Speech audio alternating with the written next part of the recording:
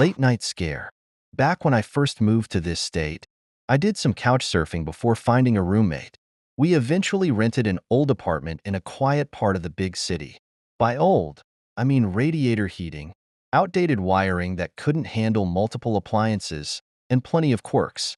I moved in first since my roommate was still relocating from Arizona. With no furniture, I slept on the floor. One habit I've always had is closing the door to the room I'm sleeping in, even if I'm alone. This door, however, needed a strong tug to shut properly. The first night, I closed the door tightly and went asleep.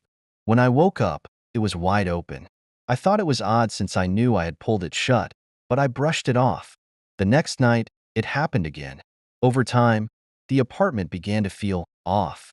About a week later, my roommate moved in. Strange things continued. The sound of rustling in the kitchen, footsteps late at night, and the occasional creak of the hallway floorboards. My roommate always turned on the hallway lights when moving around, so I knew it wasn't them.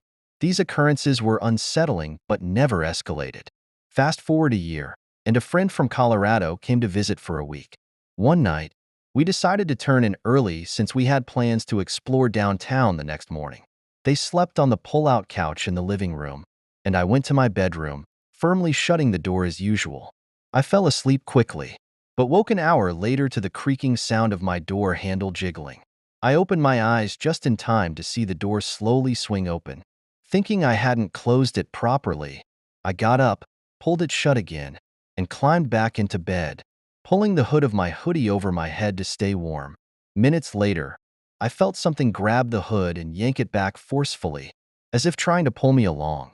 Frozen with fear, I lay still, heart pounding. I knew I wasn't dreaming. When the room finally felt calm again, I managed to drift back to sleep. The next morning, I asked my friend if they had heard my door open during the night. They looked confused and said no. I still don't know what happened that night. Maybe I psyched myself out, or maybe there really was something in that apartment. Either way, it was terrifying in the moment. Thinking about it now, I'm just relieved I moved out later that year.